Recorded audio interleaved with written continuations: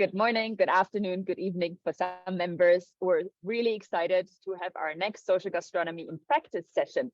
And we have two very special guests, both social gastronomy chefs, one from Romania, Chef Adi, and one from Turkey, Chef Ebru.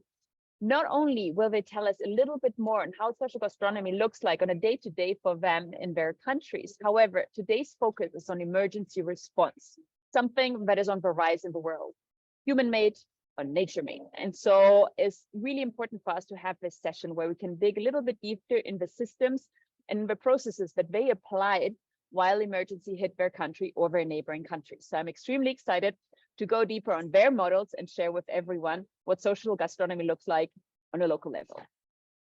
With no further ado, welcome Chef Adi, welcome Chef Ebru.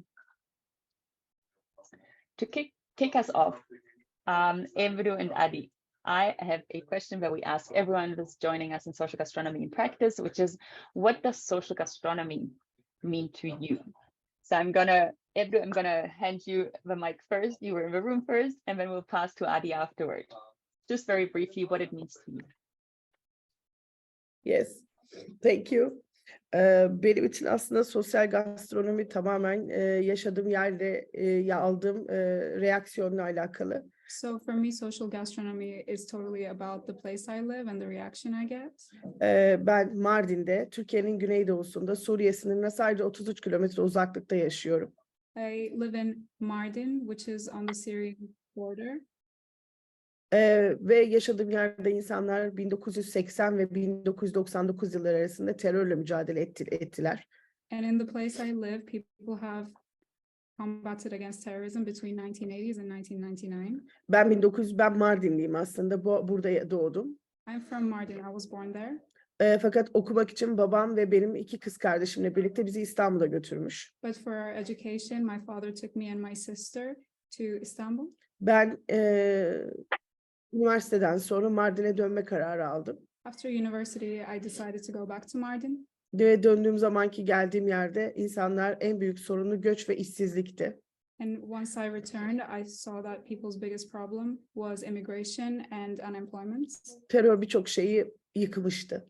Terror had wrecked a lot of things. Ama yaşadığım yerin çok özel bir yer ve birçok etnisiteden insanlar burada yaşamış ve yaşam burada başlamıştı. Mezopotamya'da yaşıyordum ben. The place I come from is very special. There's a lot of different ethnicities, and it's where life started. It's Mesopotamia. Burada turizm aslında kaçınılmazdı ve insanlar gerçekten turizmden para kazanabilirlerdi. Tourism is a backbone here, and people really earn money from tourism.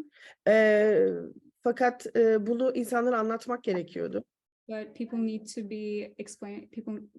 to be told about this. Bu çok kolay değildi aslında. And this wasn't very easy. Ve ben turizm okudum. And I've studied tourism. Burada yapabileceğim en iyi iş turizmdi. And the best work I could do there was tourism. Bir gün gezdirdiğim bir Alman turist grubu şehrin tek restoranındaki yemekleri beğenmeyince grubu alıp eve götürdüm. One time when I was showing around a group of German tourists and they didn't like the food at a local restaurant, I took them back to my house. Ve bana evimin kadınları ve mahallenin kadınları yemek yaptılar misafirlerim için. And for my guests, me and local women have cooked dishes. Ve ben sonra o kadınlarla yemek yapmaya devam etme kararı aldım. And then I decided to continue cooking with those local women. Ben bir değişime inanmıştım. I had believed in change. Şimdi başkalarını o değişime inandırmam gerekiyordu. And now I needed to make others believe in that change. Ben burada yemek benim için çok önemliydi çünkü insanların bildiği en iyi işi ekonomiye çevirmiştim ve onların ihtiyacını karşılamıştım. What I did here was turn food, what I know best, into an economy and teach people about this. Ve buradan başladık. And this is where we started. Ve 1999 yılı. And in year 1999. Bu rakamlar benim için çok anlamlı. Hayatımın sonraki döneminde de hep söylediğim ve yaptığım işin büyüklüğünü göstermek için kullandığım rakamlar. These numbers are very important for me because they show how far I came in life. Aslında Mardin tarım ve hayvancılıkla geçiniyordu. Mardin usually gets by through agriculture and animal work. Biliyorsunuz Orta Doğu'ya çok yakın olduğumuz için sınır kapısı ticaretti. You know, as we're very close to the Middle East, the border meant the border meant trade. Fakat işler her zaman yolunda gitmiyordu burası için de. Çünkü Orta Doğu sürekli kapı kapanıyor ve ticaret gerçekten düzgün gitmiyordu. But because the border would shut off and on, the trade wouldn't work properly. Ama yapılacak bence bir şeyler vardı. İşte bu noktada But there were things to do every now and then, and at this point, bu rakamlar benim için çok önemli. these numbers are very meaningful to me. 1999 yılında Mardin'e gelen turist sayısı 11 binmiş. In 1999, the number of tourists that came to Mardin were 11,000. Yatak kapasitesi 220. And the capacity for beds were 220. Ve ben o kadınlarla bir restoran açtım. Now I've opened a restaurant with those local women. Herkes önce çok inanmakta çok zorlandı ve bir kadın 23 yaşındaydım o zaman, bir kadın, başka kadınlar mutfakta dışarıda çalışıyorlardı. İçkili bir restoran işletiyorlardı. Bunlar çok dinamiklerin o zamanki sosyal yapının kaldırabileceği bir durum değildi. At first, people had a hard time believing me. I was 23 and our business, because there were, drinking or other things in the restaurant, it wasn't something that everyone believed in at first. Fakat zaman içerisinde insanlar yaptıklarımı gördüler. But over time, people saw what I accomplished. Benimle birlikte o değişime onlar da inandılar. And they believed in that change with me. Ve şehrin turizmine kendileri yatırım yaptılar. And they decided to invest in the city's tourism themselves. Hala 30 kilometre ötemizde. Still 30 kilometers afar from us. Savaşın olduğu bir yerde dışarıdan kimse gelip yatırım yapmadı. In where there is a war going on, no one came and did an investment. Her şey orada yaşayan insanlar tarafından yapıldı. Everything was done by the people who live there. Bir kadın A woman. Ve ona inanan 21 kadının And 21 other women who believed in her. Cesaretinden cesaret alan Mardinliler. Mardin people who got courage through their courage. Şehrin turizmine yatırım yaptılar. Invested in the city's tourism. Bugün Mardin'i 2 milyon turist geziyor. Today, 2 million tourists visit Mardin. Ve yatak kapasitesi 20 bin. And the bed capacity is 20,000. Benim için burada yemek işte gerçekten. And here for me, gastronomi benim için sosyal değişim için bir araç olmuştu. Food and gastronomy has become a tool for social change. Yes. Social change. Wow, thank you so much, Ebru. That is true social gastronomy in practice. And I always love your story of courage and just leading by example. There are many more nuances to your story, but hopefully we'll hear a little bit more about in a bit. Let me pass on to Adi. Chef Adi, so can you just, same thing, answer what is social gastronomy to you and tell us a little bit about your journey and your work on a day-to-day basis? And afterward, we're handing over to Nusumwa to take us into the emergency response element of this session. Hello everyone. Thank you for this opportunity. So to me, social gastronomy is such a huge concept. It's like a big tree with a huge crown and so many branches and ramifications. It's going to be hard to give you a complete assessment of what I think it's social gastronomy, but to put it shortly, social gastronomy to me represents, let's say, a good moment in time where we as chefs and as food producers have the chance, the opportunity to acknowledge and to accept a certain responsibility towards or concerning our object, the things we do, and concerning also the subject, meaning the people we address to. This is, put in shortly, social gastronomy. This is the importance of social gastronomy, acknowledging and accepting responsibility. If you are committed to work in such a field, let's say, you should be also committed to the people you are addressing your work, because, okay, everybody does, especially if you feel like, at least a bit like an artist, you do your work for yourself especially, but also there is some recipient to this work, meaning the public, the people that it's consuming your work. And having this in mind all the time, it helps me, especially because, okay, I'm talking about me and about my work. It helps me, let's say, keeping myself focused and keeping myself balanced and keeping myself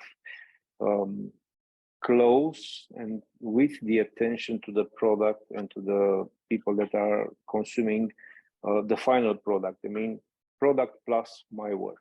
And now, to tell you a little bit about my involvement or what I think I'm working as a social gastronomer. I have to tell you that even before hearing about this concept of social gastronomy, meaning 13, 14 years ago, we started a small project in the main city of Transylvania, Cluj-Napoca, a project that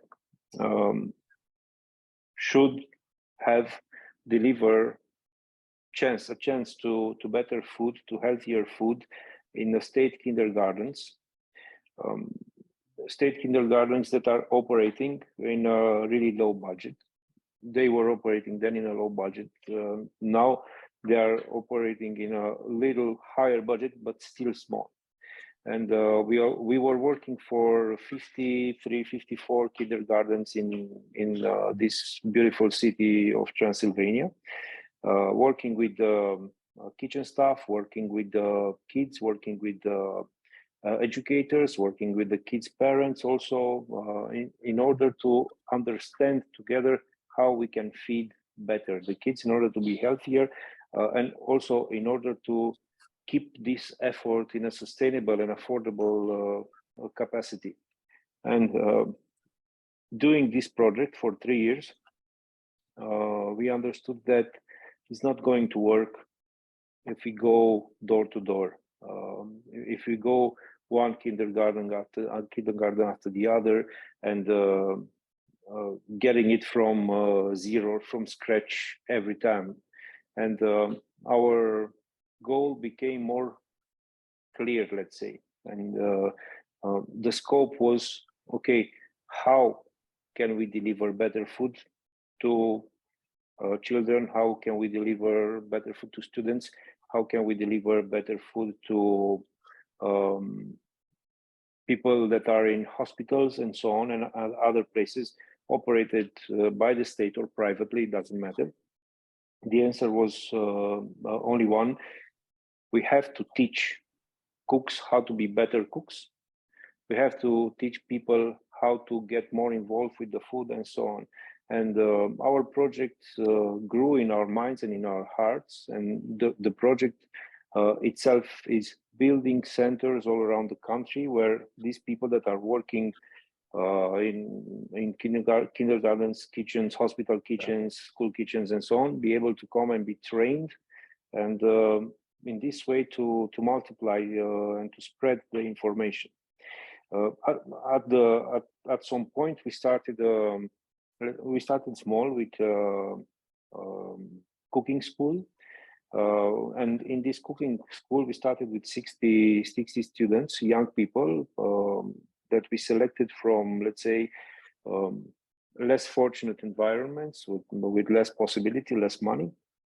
And we put these kids in university. We managed to convince 2 universities to get these kids and to hold them there for 1 year to teach them about food, about gastronomy, about hygiene, about food chemistry, and so on. And in the same time, these kids were sent to practice cooking in some restaurants that we knew and we trusted.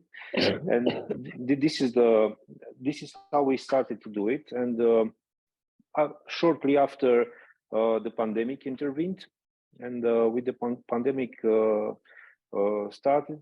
we had to adjust our road a little bit. The scope remained the same, but we just had to adjust the road. And we started to feed doctors and medical staff in COVID hospitals. And we started to make food and deliver food to people isolated in homes and with the impossibility of leaving home and so on. And this was made possible through donations, through sponsorships and things like this. We started with 200 portions per day, and shortly we were at 7,000 portions per day and so on. And in this interval, we started also training cooks, new cooks, training them in order to work better in the kitchen, to better understand the food, to better understand the ingredient, to better understand the concept of pricing and so on. And basically, this is what we do, what we are doing ever since. As let's say, it started as a side work, but now we're just turning into a bigger and bigger organization. We have many colleagues now that are working together with us. We have a lot of supporters and many good sponsors here in Romania that are helping us to create and to develop this concept. So this is, let's say, our involvement in the social part of the gastronomy. In one hand, we are trying to feed as many people in need every day. And this is a thing that happens in Bucharest and several other countries in Romania already. And slowly, we are expanding to the whole country. But on the other hand, we want to extract people from these environments, teach them how to cook for themselves, how to cook for others, how to better work in social canteens, and just to spread the love one plate at a time. Wow, I love that last line. I mean, I love everything, but that just like hit home for me, you know, to spread the love one plate at a time. And that's very true when it comes to, you know, social gastronomy. And I really appreciate both your journeys, Chef Ebru and Chef Adi. And, you know, I think the one thing that really hit for me is that we're all talking about, or you're both talking about social gastronomy, but it's very interesting to see the different ways that it appears. On the one hand, Ebru was talking about how she started with the 21 women, and Chef Adi brings in how, you know, they started with serving the children and how it evolves, but the concept always remains the same. So thank you very much for sharing your unique journeys with us. So now we get to the emergency part. We're going to be very specific with our questions now, as is the session, where we're really looking at the emergency response aspect of social gastronomy.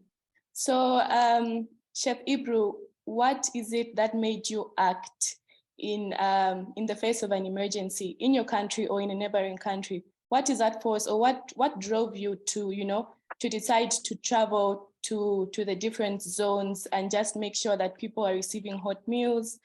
What drove you in the face of emergency to act? Sizi harekete geçiren, size dokunan neydi? Evet.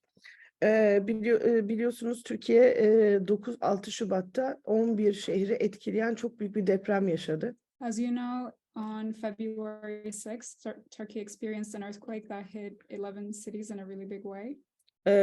Bence sayısı şu anda verilen resmi rakamlardan çok daha fazla insan öldü.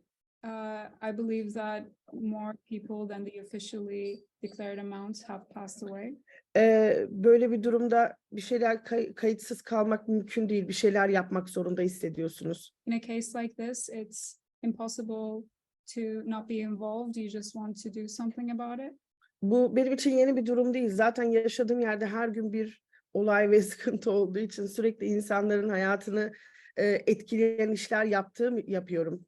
This is nothing new for me because where I live, there's something new every day. So I get involved in things that affect others' lives every day. Depremin olduğu gün ben İstanbul'daydım ama benim ailem, çocuklarım depremi yaşadılar. The day that the earthquake hit, I was in Istanbul, but my family and my kids, they experienced the earthquake. Önce çok tedirgin oldum ve eve dönmenin yolunu aradım önce. At first, I was very uneasy and wary, and I looked for ways to go back home. Fakat uçak bileti bulamadım. But I couldn't find a plane ticket. Ama daha önce yapmış olduğum birçok projeden dolayı deprem bölgesinden bir belediye başkanı bana durumun çok kötü olduğunu ve bana ihtiyacı olduğunu söylemek için aradı. Municipality president called me to tell me that the earthquake zone was really bad and there were some things that needed to be done. Ve deprem bölgesine olan tek uçak bileti vardı. Onu da ben aldım. And there was only one flight ticket to the earthquake zone and I got it. Ve Adana'ya gittim ve orada bir arkadaşımla buluştum. And I went to Adana and I met up with a friend there. Hızlı hareket etmem gerekiyordu. I had to move fast. Hava çok soğuktu. It was really cold. İnsanların evleri yıkılmıştı. People's homes were torn. Hayatta kalanların hepsi sokaktaydı. And those who remained alive were all on the streets. Maalesef devlet hızlı bir şekilde deprem bölgesine ulaşamadı. Unfortunately, the government couldn't get to the earthquake zone fast enough. Çünkü alan çok büyüktü. Herkes şaşkındı. Because it was a massive zone and everyone was in shock. Herkes nereden başlayacağını bilmiyordu. Nobody knew where to start. Anlatmak çok zor. It's really difficult to explain, Bir şeyler yapmam lazımdı. but I just had to do something. Aklıma devletle olan işbirliğimle birlikte bu öğrenci yurtlarını ayakta kalan öğrenci yurtları geldi. I thought of my cooperation with the government and the dorms that were withstanding here in the zone. Sokakta yemek yapmak bir çözümdü ama kalıcı değil, bu sürdürülebilir değildi. Cooking out on the street was a solution, but it wasn't a sustainable solution. İnsanlar ayakkabılarını, elbiselerini, her şeylerini, hayatlarını bıraktılar enkazların altında. Under the rubble, people left their shoes, their lives, their everything. Bu durumu anlatmak çok zor. O tekrar yaşamak da çok zor. It's really difficult to tell about this and relive the experience. Bana olumlu bir cevap geldi. Evet, öğrenci yurtlarındaki yemekhaneler şu anda kullanılmıyor ve bunları kullanabilirsiniz dediler. So I got a positive response and they told me that the dorms could be used by us. Burada biraz soğukkanlı olmak gerekiyor sanırım. Bir şeyleri yap. Eğer birilerinin zor durumdayken sizin soğukkanlı olmanız ve çözüm üretmeniz gerekiyor. In these cases, you need to be a bit cool-headed and you need to be providing solutions. Ve ilk gece oraya girdim. Alışverişimi, her şeyimi orada Adana'da, çünkü Adana depremden çok etkilenmemişti. Hala alışveriş merkezleri açıktı. The first day in Adana, I did all my shopping there because Adana wasn't impacted as much by the earthquake and I could go to a mall there. Adana'ya 1 saat uzaklıktaki bir öğrenci yurduna, Osmaniye'ye gittim. Aldığım malzemelerle. I went to Osmania, which is an hour away from Adana, and went to a dorm there with all the supplies I bought. Ve çorba yapmaya başladım. And I started to cook soups. İlk gece sabaha kadar 25.000 kişi için çorba pişirdim. First day and first night, I cooked for 25,000 people. Yanımda 4 veya 5 tane depremden etkilenmiş insan vardı. Onlar bize yardım ettiler. There were 4 or 5 others who had experienced the earthquake and they stayed and they helped us. Sabah olduğunda In the yemek morning, hazırdı. Çorba hazırdı. the food and the soup was ready. Nereye göndereceğim konusunda zorluk yaşamadım. It wasn't difficult to find where I could send the food. Küçük yerlerde insanlar bu gibi şeyleri çok hızlı duyuyorlar ve yavaş yavaş benim olduğum yere gelmeye başladılar. In small places, the word gets around and people hear about this, and these people started gathering around where I was. Ve yemekleri dağıtmaya başladık. And we started distributing the food. Bir sistem kurduk çok hızlı bir şekilde. Yemek nasıl pişirilecek, kim bulaşık yıkayacak, kim dağıtacak diye bir sistem kurduk. We built a system really fast on who does the dishes, who delivers the food, etc. Sabah ve öğlenleyin ikinci menüyü verdiğimiz zaman bir sürü insan oraya gelmişti. 1500'e yakın insan oradaydı. When we delivered the second menu, people around 1,500 people were already there. Bu sefer orada yemek yedikten sonra dışarıya yemek göndermek için insanlar yemekleri paketlemeye başladılar. And once this happened, people started picking up the food to be able to sit outside. Biz 2 kişi başlamıştık bu işe arkadaşımla.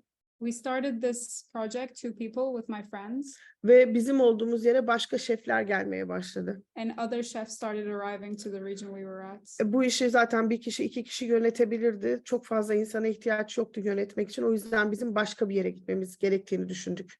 1 or 2 people could lead this project, so they didn't really need us, so we figured we'd go elsewhere. Arkamızda bir ekip bıraktık. We left Her team şeyi behind organize us. ettik. We organized everything, Ve yola Maraş'a, depremin merkezine gittik. and we headed to Maraş, which was the epicenter of the earthquake. Burada şunu çok iyi anlamak lazım. Yardımın bunu sürdürülebilir olmanın yolunu aramak lazım. Çünkü Here, you need to really understand a way to make this help sustainable. Hayatımı hep ben planlayarak giderim. Yani burada şu anda yaptığım işin 5 adım sonrasını düşünmek zorunda olduğumu hissederim. I always go about life planning it, and I always think about 5 steps ahead. Burada da aynı şeyi yaptım. And I did the same thing here. Daha önceki tecrübelerimde aslında birçok projede çalıştım, kooperatif kurdum, birçok proje yaptım. In my previous works, I've done a lot of different projects. I've built a cooperative. Kooperatif burada benim için gerçekten çok önemli bir yol haritası çizdi bana. The cooperative has really given me an important roadmap here. Yasal olarak para toplayamıyoruz. We cannot gather money legally Çünkü bunu yapan kuruluşlar var ve devletin kendi kuruluşları yapabiliyor. because there are organizations that already do this, and branches of the government can do this. 11 şehir olunca birçok şef benim gibi sahaya indi. When it was 11 cities, a lot of chefs went down to the cities like me. Bu sadece benim için değil, aynı zamanda o şefler için de geçerliydi. This didn't apply just for me, but also for those other chefs. Kısaca bu işi devam ettirmemiz için paraya ve malzeme ihtiyacımız vardı. In short, we needed money and supplies to continue this kind of work. Mardin merkezli kooperatifin başkanını aradım ve dedim ki şu anda yapılan bütün çiftçilerin satışlarını durduruyorsunuz. I called the cooperative president back in Mardin, and I said, "You're stopping all the sales of the farmers here."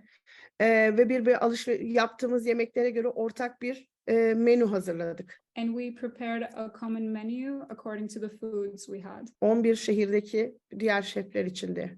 Also for the other chefs who live in other cities. Burada kullandığımız malzemelerin listesini çıkarttık. We made a list of the materials we used here. Ve ondan sonra o listeleri satışa koyduk. And then we put those lists up for sale. Mesela bana 25 kilo pirinç almak isteyen olabilir.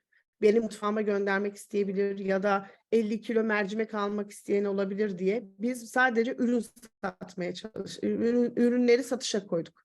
So we put products up for sale in case people wanted to send 25 kilos of rice or 50 kilos or lentils, Gibi bir sürü iş. etc. Ve ondan sonra insanlar bizim sosyal medyayı iyi kullandık. We also use social media really wisely Çünkü insanların Türkiye'nin diğer kısmındaki insanlar çaresiz bir şekilde yardım etmeye çalışıyorlardı. because people on the other side of Turkey were trying to help, but helplessly. Biz onlar için bir kanal oluşturduk. So we provided a channel for them. Ve satışlar başladı. And so the sales began. Bizim yapmış olduğumuz yemeklerin malzemelerini bize insanlar aldılar. Ama nasıl yaptık? Deprem 11 şehirde olmuştu ve biz onun etrafındaki diğer şehirlerde tedarikçiler bulduk. And people started providing the food supplies we asked them, and how we did that was from suppliers around these 11 cities. 4 tedarikçi, bu şehirlere yakın 4 tedarikçi, bize malzemeyi daha hızlı bir şekilde getirebilecek 4 tedarikçi.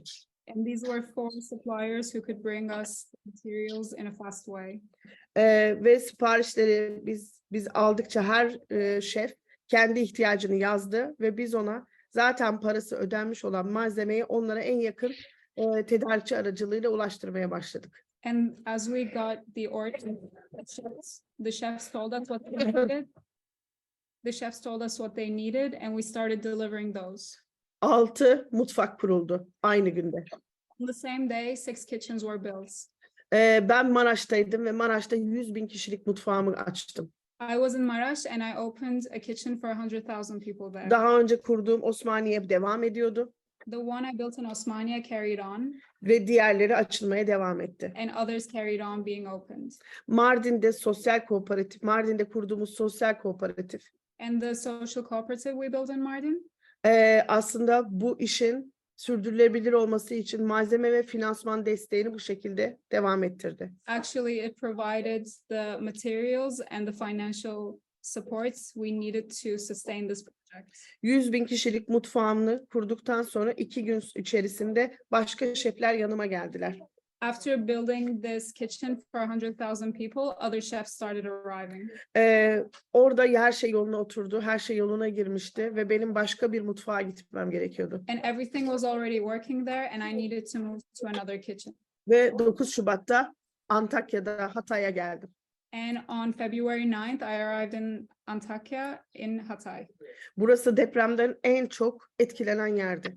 This was the place that got affected worst by the earthquake. Burada deprem olmamıştı. It wasn't an earthquake here. Burada atom bombası patlamıştı. It was an atomic bomb that exploded here. Çok soğuktu hava It was really cold, ve burada daha hızlı hareket etmemiz gerekiyordu. and we needed to move even faster here. Ve 10 Şubat'ta mutfak yemek vermeye başladı. And on February 10th, the kitchen started giving out food. Bütün gece yemek yaptık. We cooked all night. Ve sadece depremzedelere değil, arama kurtarma ekiplerine, And not only for the victims of the earthquake, but also the rescue operations, askerlere, the polislere, soldiers, the police, sağlık çalışanlarına health workers, yemek ulaştırmaya başladı. all received food. Ve yardımlar gelmeye devam ediyordu. And help kept coming. Ve büyük bir operasyona başlamıştık. And we had already begun a massive operation. Biz günde 70.000 kişiye yemek yapmaya başladık. We started cooking for 70,000 people a day. Sonra gönüllüler gelmeye başladı. Volunteers started arriving. 3.000'den fazla gönüllü geldi. Over 3,000 volunteers have come by. Çok büyük bir sistemdi. It was a Herkesin massive ihtiyacı system. karşılanıyordu. Sudan, yemeğe, sıcak yemeğe, hijyene ve diğer ihtiyaçlara kadar gelen her şeyi sınıflandırarak ihtiyaç sahiplerine hızlı bir şekilde ulaştırmaya başladık. We categorized people's needs. It could be water, warm food, hygiene, and we started delivering those to people who needed it. Ben 38 gün boyunca hiç dışarı çıkmadım. I never went outside for 38 days. 38 gün sonra çıktığımda çok büyük bir yıkımın ortasında olduğumu, aslında yapmış olduğumuz işin ne kadar büyük olduğunu gördüm. After 38 days and I went out, I saw that the destruction was massive and how the work we were doing was really important.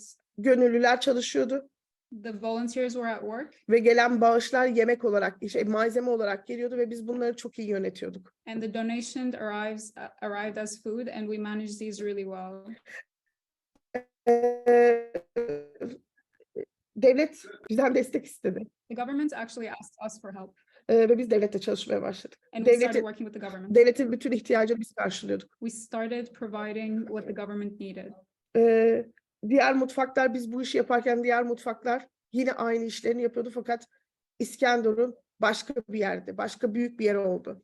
As we were doing these, other kitchens kept doing their food, but Iskenderun was different. It was bigger, Hala devam ediyoruz. and we're still going on. Hala gönüllüler çalışmaya devam ediyor. The volunteers are still working here. Burası bir öğrenci 1500 kişilik bir öğrenci yemekhanesiydi. This was a food cafeteria for 1,500 Şimdi students. 70.000 kişiye günde yemek yapan bir aşevi haline geldi. Now it's become a soup kitchen that provides food for 70,000 people a day. İnsanlar yerde yan yana yatıyorlar. People sleep on the floor next to each other. Hala. Still. Ve gelen insanlar hepsi öğrenciler geldi, beyaz yakalı insanlar. Sosyal hayattaki bütün kimliklerini bırakarak buraya geldiler. And people who arrived here, they could be students, they could be white collar workers. They left their social identity behind and they all arrived here. Herkes bizi biliyor, bizden yardım istiyor, devlete gitmiyor. Burada herkesin işi çözülüyor çünkü. Everyone knows us and they come to us. They don't necessarily go to the government because they know their problems will be solved here. Soğukkanlı olmak gerekiyor. You needed to be cool-headed. 38 gün dışarıya çıkmadığım için belki bu soğukkanlılığımı korudum. Maybe because I didn't go out for 38 days, I protected this cool-headedness. Önce yardımları ayrıştırdık. First, we separated the help. Ve buraya gelen herkesin bildiği en iyi işi yapmasını istedik. And we wanted people to do the work that they were best at when they arrived here. Biz burada devletin yardımları, devlet kurumu, burası bir devlet kurumu ve devlet buradaydı ve devlet yavaş yavaş kendisi işi yapamadığını anlayınca geri çekildi. This is actually a government branch, but when the government understood that they couldn't do this on their own, they backed out. Ondan sonra yemek paketleme makineleri aldık. Çünkü mesafeler çok uzaktı. 8 ilçe ve 120 noktada yemek dağıtır duruma geldik.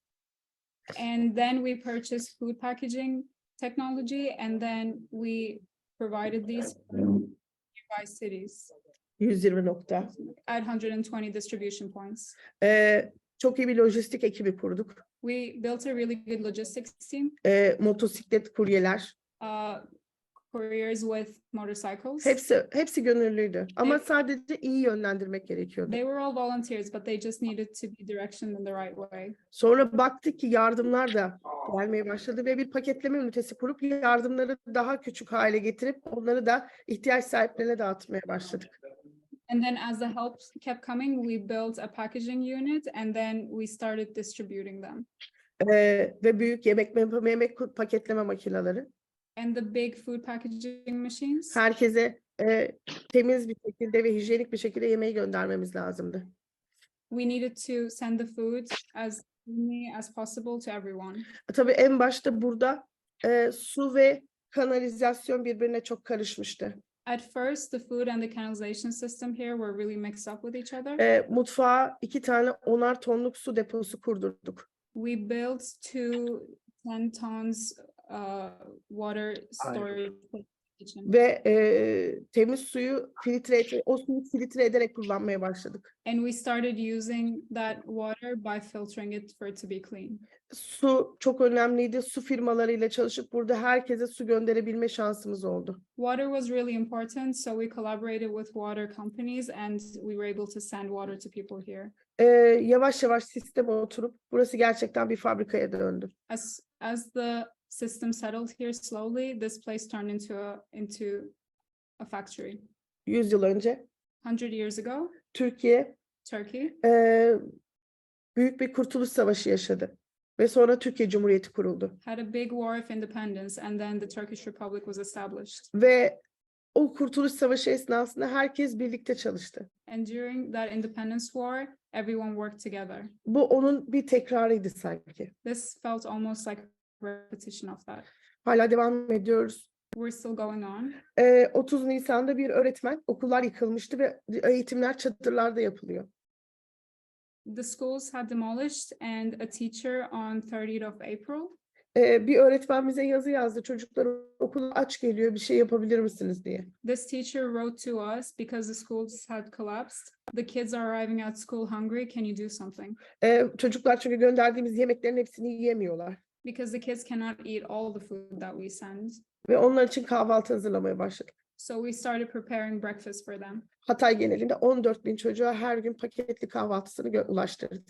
In Hatay, we provided food for 14,000 kids every day. Ve 16 Haziran'a kadar bu işi devam ettirdik. And we carried Okullar on this, kapanana kadar. and we carried this on until 16th of June, until schools had closed down. İnsanlarla çok iyi bağlantı. Burada insanların çoğu gitti ama geri gelmeleri için çaba gösteriyoruz şu anda. Some people have left, but we're trying to make them come back. Birçok şef arkadaşım 2. haftadan sonra sahadan çıktılar. Many of my chef friends have left the field after 2 weeks. Bu fotoğraf çekmek için bir organizasyon değildi. This wasn't an organization to capture photos. Bunun için çok kırgınım hepsine. I'm very upset at all of them for this. Belki kendi taraflarında haklı olabilirler. Maybe they were right on their own side. Ama buradaki durum daha bir süre daha devam edecek. Çok uzun süre devam edecek. But the situation here will continue for a long time. Biz burada sadece yemek yapmıyoruz. We don't just cook here. Ben ilk şunu hissettim. Depremden herkes buradaki yaşayan yerel halk kaçtı. At first, I felt this. Everyone ran away after the earthquake. Ama bizim burada varlığımız herkese cesaret veriyor şimdi. But our persistence here gives courage to everyone else around us. İnsanlar yavaş yavaş dönmeye başladılar. People have started coming back. Birçoğu mutfakta çalışmaya başladı. Most of them started working at the kitchen. Herkes şunu söyledi. Biz deprem zamanı ölen arkadaşlarımız için hiçbir şey yapamadık. Everyone told us we weren't able to do anything for our friends who passed after the earthquake. Ama şimdi sizin sayenizde biz onlar için bir şey yaptığımızı hissediyoruz ve bütün gün burada çalışıyorlar. But now, thanks to you, we feel that we do something for them here and they all work here every day. 24 saat çalışıyoruz. We work 24 hours İki vardiyalı olarak. in 2 shifts. Belki evinde kahvaltı hazırlamayan, gecenin saat 3'ünde yemek yapmayan insanlar burada her şeyi yapıyorlar. Even people who wouldn't prepare breakfast at their house cook here at 3 a.m. and they do this. O yüzden burada tekrar söylemek lazım. Yemek sadece karın doyurmak için değil. So we should repeat this here. Food is not just to fill your stomach. buradaki insanların ruhunu doyurmak ve onlara bir sebep yaratmak için bir araç aslında. Burada yaşamak için bir sebep olmuştu. But it's a tool to nourish people's foods and also give them a reason to stay and live in this area. Söyleyecek çok şey var. There are a lot of things to say. Hala burada devam etmek için yollar arıyoruz. We're still looking for ways to continue working here. Ve biz burada insanların çok özel geleneklerine ve ritüellerine, yaptığı her şeye çok birlikte herkesi bir araya getirmeye çalışıyoruz. And here we respect people's traditions and rituals and we try to bring them all together. Onların özel günlerini unutmadık. Kutlama yemeklerini yaptık, anma yemeklerini yaptık. We haven't forgotten about their special days. We've done their celebration meals and meals for their special events. Ve devam edeceğiz. Burada şimdi bundan sonraki planımız Eylül ve Ekim. Eylül gelecek eğitim öğretim yılında.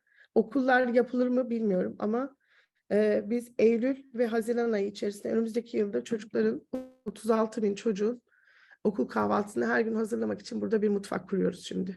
And what we're doing here now is we're building a kitchen that will provide food to thousands of school kids between September and June next year. Bu işin kaynağında yemek var. Food is the source of all this. Ama but soğukkanlı olmak zorundasınız. You need to be cool-headed. Yaşadığınız ne olursa olsun. Whatever you go through. Ve iyi plan yapmak zorundasınız. And you need to plan really well. Birilerinin ayaklarının yere basması gerekiyor. Someone needs their foot stood in the ground. That's all. Thank you for that in-depth account. I'm sure there are many people that are hearing a lot of this for the first time because, you know, what we hear on social media and in the media cannot come close to what you just narrated for us. And I really thank you for that. And I thank you for your courage in doing the work that you're doing.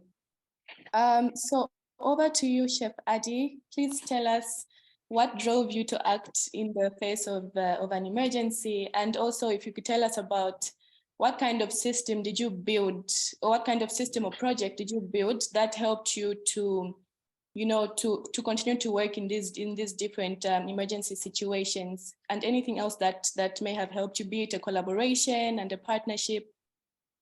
Over to you. Okay, so we started this this NGO with my wife and with our partner Laura.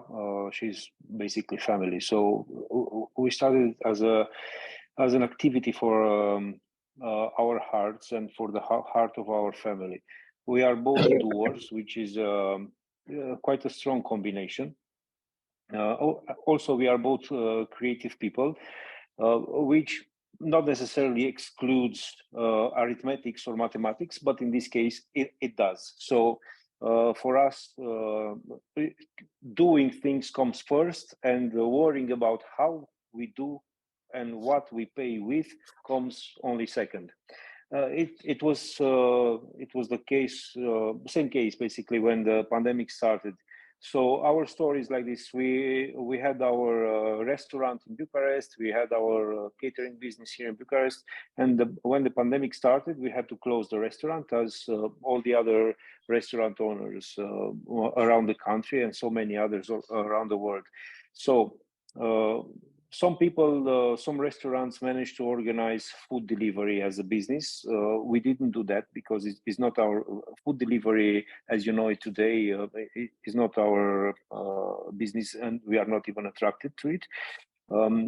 But we didn't want to send our staff home and just give them the leave and the help from the state, which is quite a poor help, and was quite a poor help. And people didn't get it in time and so on. And we are really, really attached all the time with our staff, with the people that are working with us. We treat everybody as our own family. And we came with, since we have, let's say, different sources of income, because we are doing so many other stuff, we said, look, if you want to come and work with us in a social canteen until it's necessary, because we didn't know at the beginning of the pandemic how this is going to last and what we will all do. you are welcome to come. You will get your full pay. We will pay you from our different businesses, but you have to do this social work. Some people wanted to come, some people didn't want to come because they were afraid. They wanted to stay home. They wanted to be with their families in those times. We did not judge that. We just accepted as it was. But we started doing this. Many other chefs all over Romania and a lot of chefs in Bucharest started to distribute food to hospitals, mainly because it was a huge necessity. So many doctors, so many medical staff were working around the clock at the beginning of the pandemics. And restaurants that were closing at the time, they just had food in stock. They had to do something with it, and they started to share it. But we thought, okay, we need to scale this up a little bit because we cannot just work with our stuff in some small place and that's it. And we just started to send this message to the world, to the community. Look, we are here, we are doing this. If you want to join us, we can grow this activity together. Let's do it. And we started to operate a social kitchen owned by the state, one of the state organizations. We just went to them and said, look, we want to do this. We know how to do it, but we need a kitchen to work in because our restaurant kitchen was not suited for that. They said, okay, we give you the kitchen, we give you part of our stuff, but also we want from you to feed our beneficiaries, meaning socially assisted people that were sick and in impossibility of living home and so on. And we said, okay, let's see how many are they. And it turned out they were quite a few, and the people we need to feed every day were quite a few. And we just started to reach out to our contacts, to our business contacts, to our business partners, and just asking for help. And we got a lot of help, a lot of ingredients from private people, from small producers, from bigger companies. We started working with the Food Bank of Bucharest that is collecting food from supermarkets. Basically, just before the date of expiring, they collect the food and they distribute it to this kind of chains of beneficiaries. And now we are one of the beneficiaries of the Food Bank of Bucharest. And this is how we started. Basically, we just gathered food and supplies and turned them into cooked food, hot meals. And slowly, especially at the beginning of the pandemics, where it was a huge emotion wave, we started also to receive money donations. And with these money donations, we were able to hire some staff, and we were able to pay for things that we did not get for free, like, I don't know, so many articles for packaging that are, some of them are expensive or were expensive in those times because the request was so high. And we just started documenting every step, whatever we did, we wrote and tried to understand how to make it better, how to construct it into a more sustainable process, how to make less effort, how to make less steps, and so on. And this, let's say, handbook, we just started to share it for free with whoever wanted around the country to use it. And many people started doing that. And after that, I mean, basically the pandemic ended at the start of the Ukraine war, which is on the Romanian east border. We were still in action mode, let's say, when the war started. We didn't need too much time to decide that we want to participate in food relief for the refugees, because so many refugees started to come to Romania, some of them just to cross the country, to going west, many of them staying in the country for 1 day, 2 days, 1 week, 3 weeks. We still have Ukrainian refugees here in Romania even now. Many of them are integrated already in the Romanian society. Many of them still receiving help from the state or from the private organizations. But in those days, meaning for 3 months or so, it was a situation of emergency, millions of people coming through the Romanian border. So we just took action, and basically through social gastronomy movement, we managed to get contact with Cuisine Sans Frontières from Switzerland, and with World Central Kitchen, Chef Hădean organization. And with their support, we just started to make food for these people. We immediately opened 12 kitchens around the country and along the border. And together with my colleague, Denis, who is not here now, but he's basically in charge with our social canteens, all of them, we started to travel all over Romania. Basically, we drove around 10,000 kilometers in 3 months, because we were moving around the country and cross country just to visit this kitchen, just to ensure people that we are together with them, that we are working together, and we are not letting them just to be blown by the wind and so on. And in the same time, just talking with sponsors, with organizations, with donors, with people that needed something urgently. Denis, also my colleague, he's speaking Russian and Ukrainian, and he basically became a translator for so many cases, for so many refugees. I mean, hundreds of them that were in urgent need of something. And this is how we did it. And of course, we are documenting everything that we do. We are writing, we are making photos, we are filming everything that we do, because we really need to spend time in rewinding, rewatching, restudying whatever we did, in order to understand it better, and to be able to build systems that can function in bigger scales. And for this also, we are studying international organizations that are working with many people that are working in many countries and have a huge background and many years of previous experience.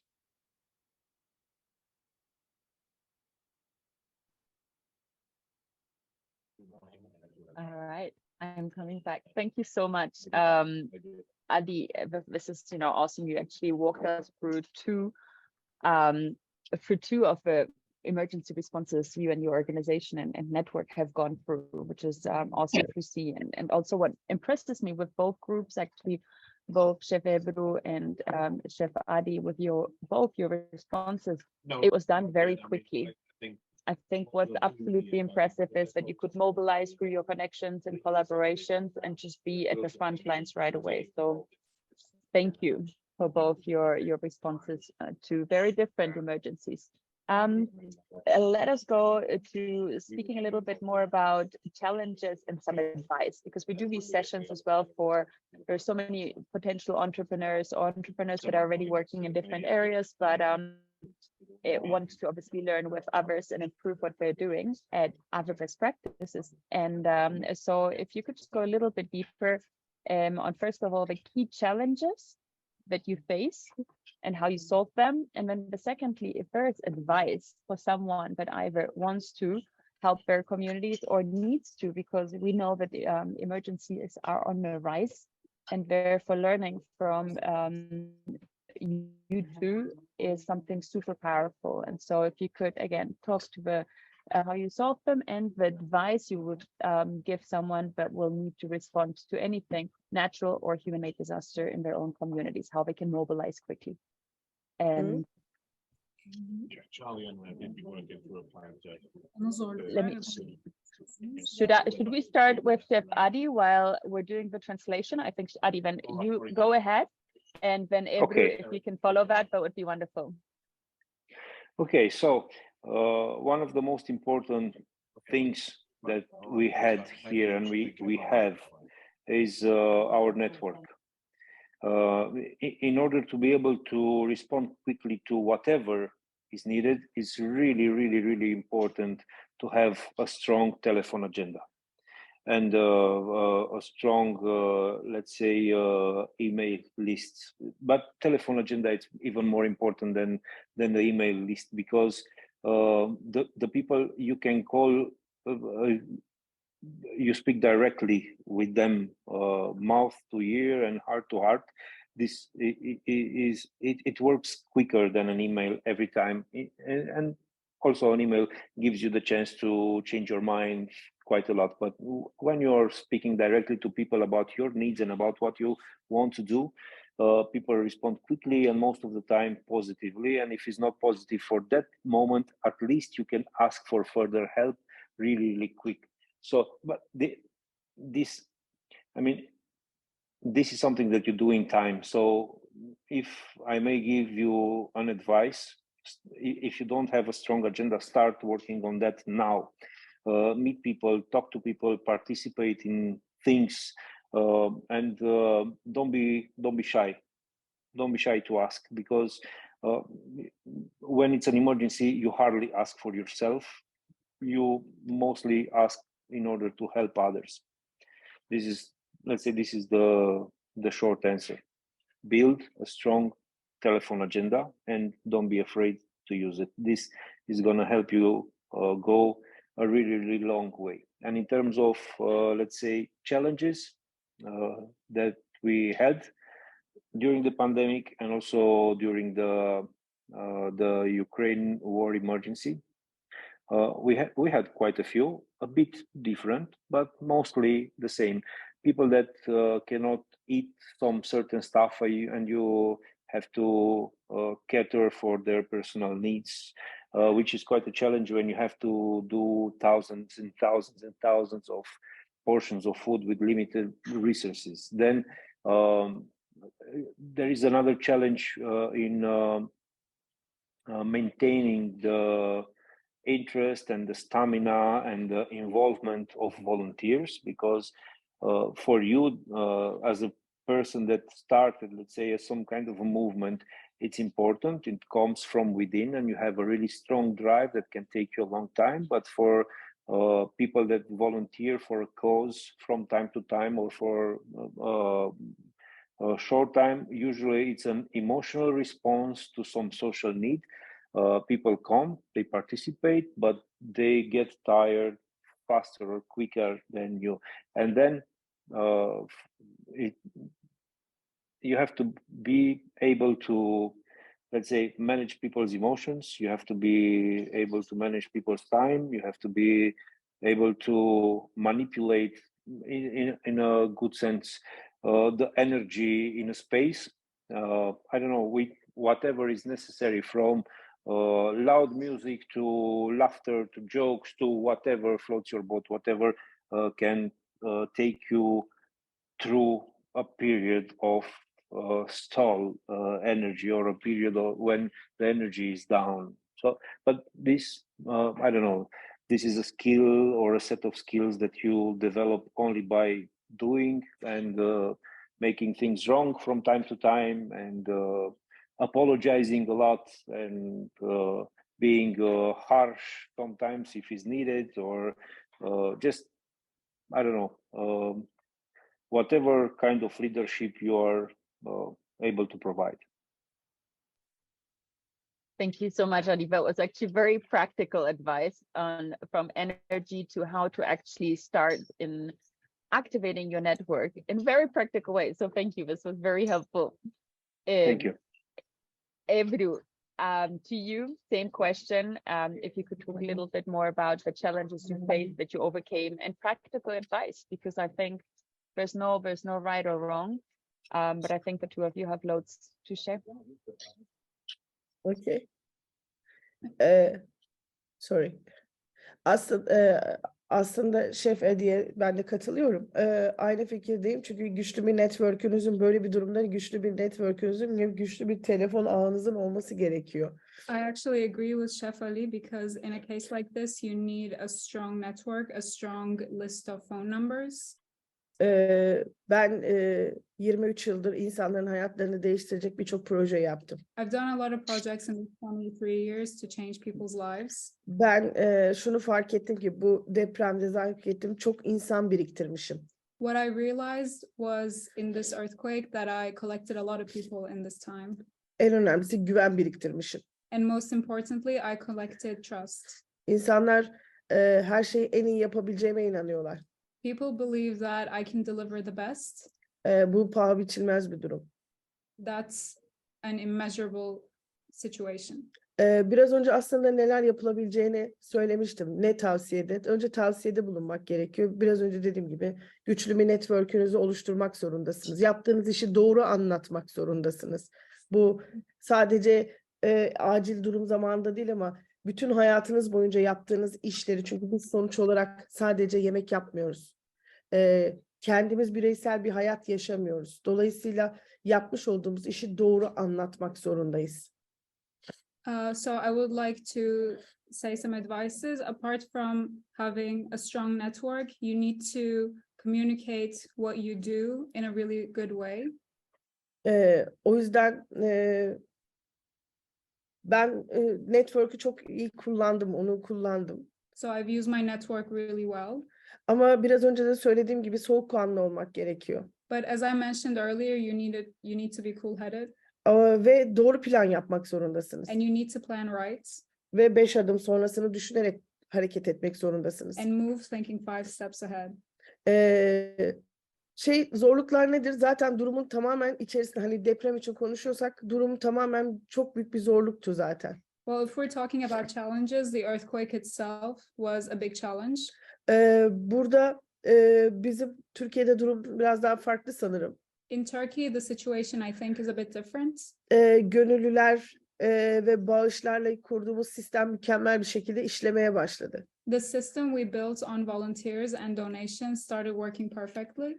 Ama işiniz ne kadar başarılı olursa birilerinden rol çalıyorsunuz. But however successful your work is, you steal the role from someone else. Biz herhalde rol çaldık. And I think we stole the role a bit. Çünkü biz şu anda en büyük derdimiz devlete devlet olmadığımıza inandırmaya çalışıyoruz. Because currently our biggest problem is trying to make the government believe that we're not the government. Çünkü her şeyi bizim yapmamızı bekliyorlar. Because they expect us to do everything.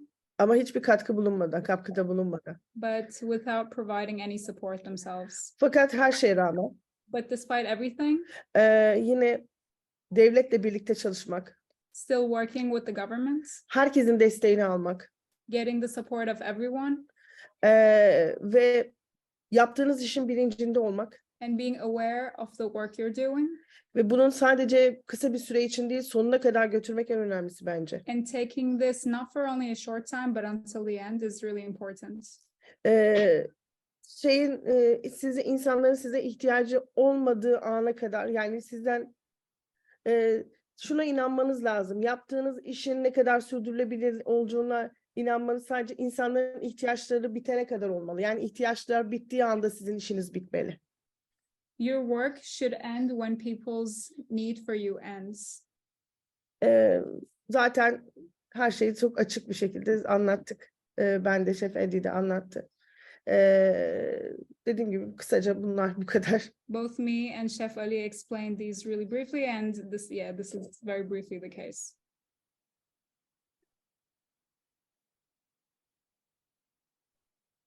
Thank you so very much for those insights. I've learned a lot, and like I mentioned earlier, this, what you have taught us today is a lot of information that we normally wouldn't know about. People just want to give us what's on the surface, but you've really gone in depth with us. You've taken us through the journey of emergency response and your planning, and I really thank you for that. So to wrap up, I'll just go over some of the advice that you've given, which I think is very important and is very practical, talking about building a strong network and building trust with that network and with other stakeholders involved, as well as communicating what you do well. Planning ahead came up as well, And also, I think very important is committing to the work that you're doing, making sure that, as Chef Ebru said, your work ends when people's need for you ends. So that's very important to note, I think. So we have come to the end of our session. We are now going into the Q&A. So thank you so much for joining us for this 1 hour. And please feel free to stay for the Q&A in case you have any questions and clarifications that you need. But we end our recorded session.